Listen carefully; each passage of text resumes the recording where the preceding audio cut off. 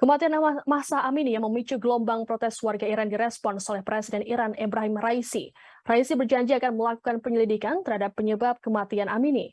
Seperti diketahui sebelumnya, Amini diduga tewas dianiaya saat diamankan oleh polisi moral Iran.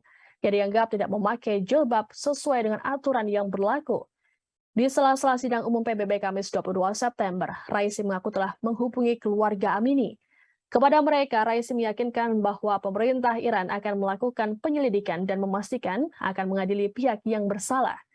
Ia menegaskan Iran melindungi hak-hak setiap warga negaranya. Raisi menekankan tidak ada aksi penganiayaan yang dilakukan petugas kepada wanita berusia 22 tahun itu.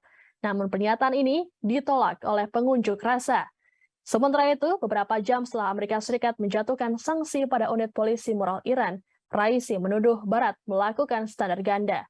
Ia mengungkit pembunuhan oleh polisi di Amerika Serikat dan menawarkan statistik tentang kematian wanita di Inggris. Terkait aksi pembatasan media sosial di Iran, Raisi pun enggan untuk berkomentar.